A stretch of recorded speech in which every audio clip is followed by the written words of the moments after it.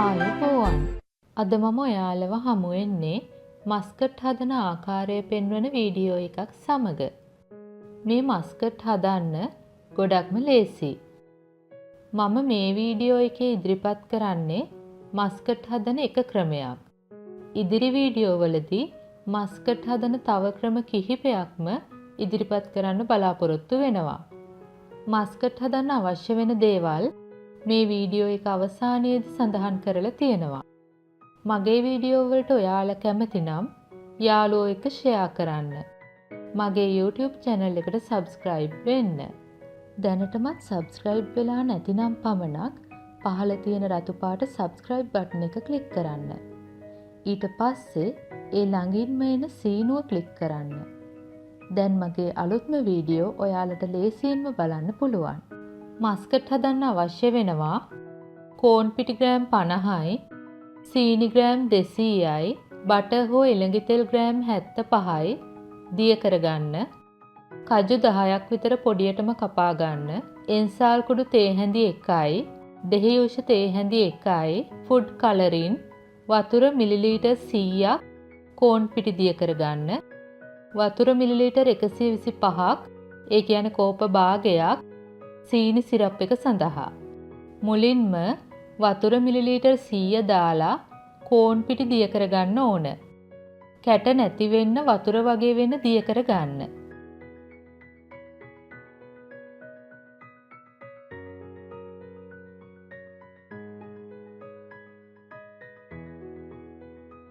දැන් සීනි සිරප් එක හදමු. මේ වගේ පෑන් එකකට වතුර කෝප භාගය සහ සීනි එකතු කරන්න.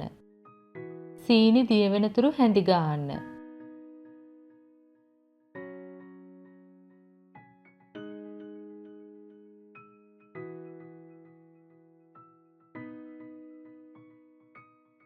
මේ වගේ උණු වේගෙන එද්දී දෙහියුෂ එකතු කරන්න. දැන් කවලම් කරලා උණු වෙන මට්ටමට එන්න දෙන්න.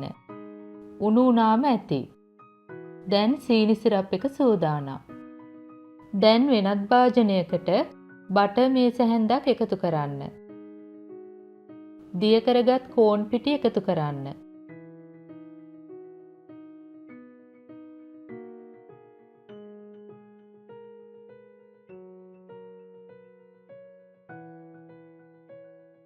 ලිප ඔන් කරලා දිගටම හැඳි ගන්න.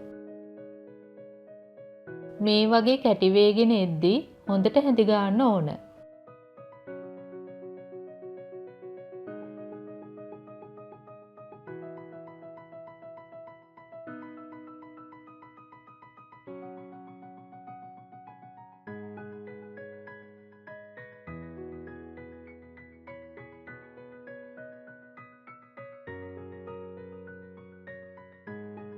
මේ තරමට ආවට පස්සේ ලිප ඕෆ් කරගන්න. දැන් සීනි සිරප් එක මේස හැන්ද බැගින් කවලම් කරගන්න.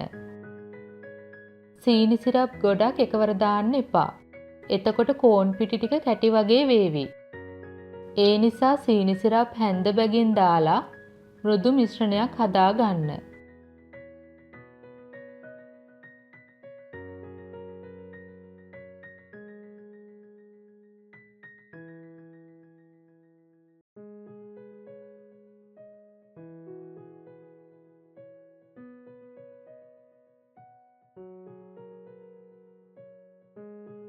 මේ වගේ සීනි සිරප් ටික ඉවර වෙනතුරුම එකතු කර ගන්න.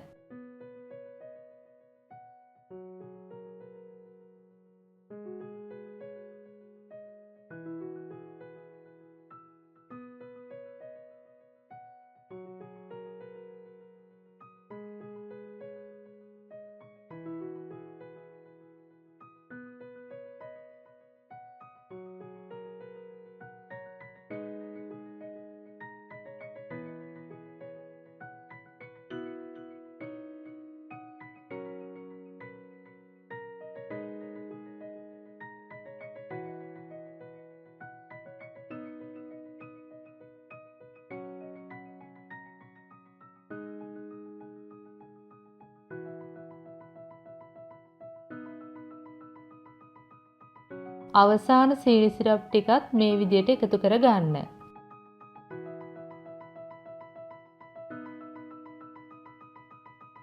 දැන් නැවත ලිප ඔන් කරන්න.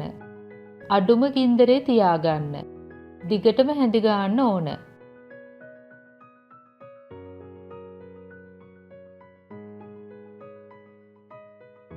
දැන් මිශ්‍රණය ටික ටික ඝන වේගෙන එනවා.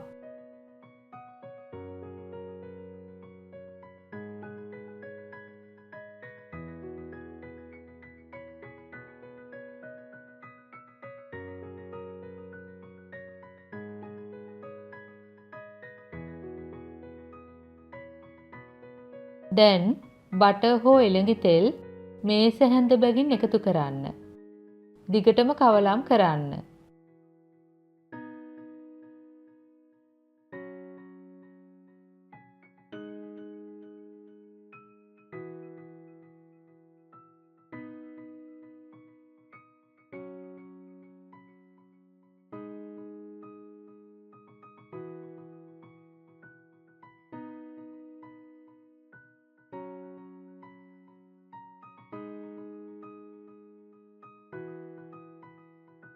බටර් ටික අවසන් වෙන තුරුම මේ විදියට එකතු කර ගන්න.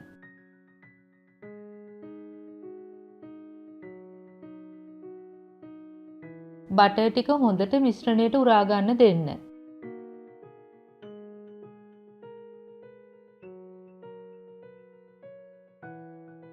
දැන් මේ මිශ්‍රණය ගොඩක්ම සුවඳයි.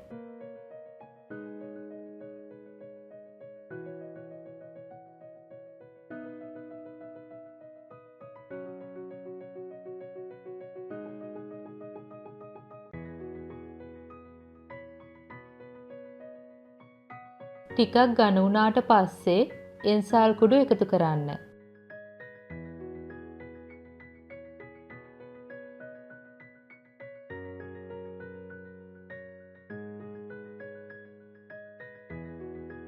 දැන් ෆුඩ් කලරින් එකතු කරන්න.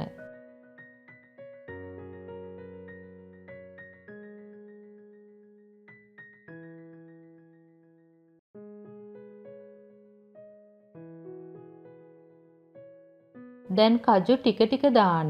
ගොඩාක් කජු දාන්න එපා.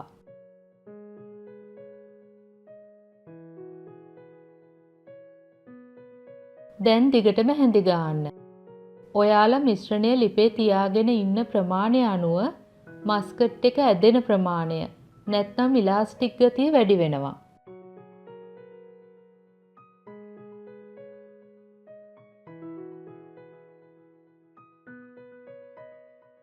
දැන් මේ වගේ තෙල් උනන්න පටන් ගන්නවා.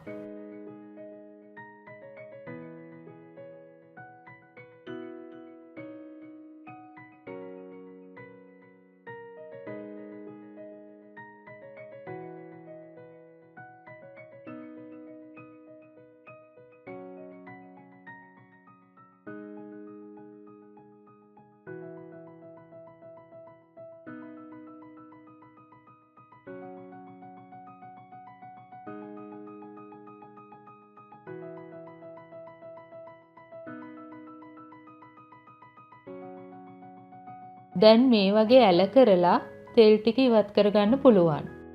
මම මස්කට් හදද්දී තෙල් ගොඩක් ඉවත් කරනවා. ඒත් එතකොට ගොඩාක් කල් තියාගන්න අමාරුයි.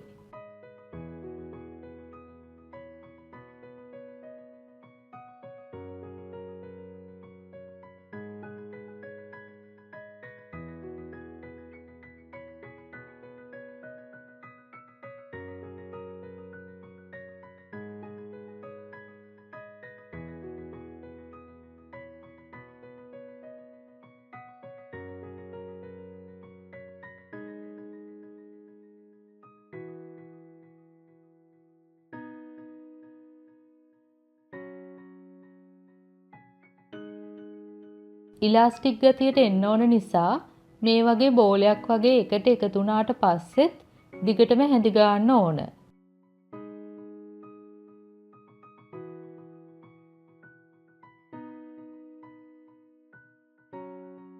දැන් මේ ඇති. මම මේ ප්‍රමාණයක් තෙල් ඉවත් කරගත්තා. දැන් මේ වගේ භාජනයකට මිශ්‍රණය දාලා හොඳට තද කර ගන්න.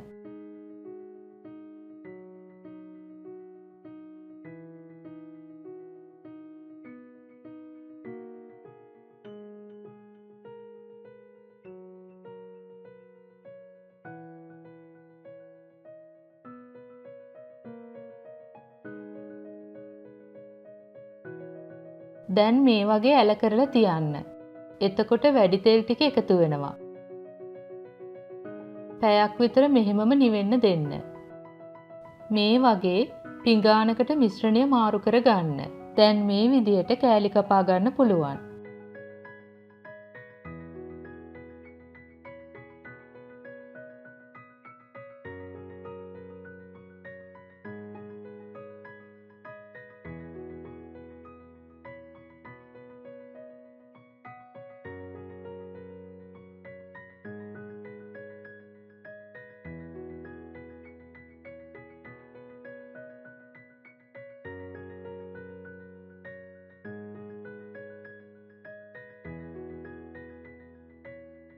ඔයාලත් මේ රසමරස මස්කට් හදලා පවුලේ අය සමග රස විඳින්න.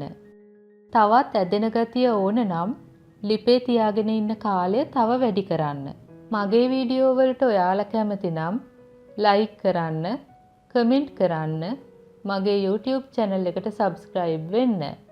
නැවතත් මෙවැනිම රසබර වීඩියෝ එකකින් හමු වෙමු. ස්තුතියි.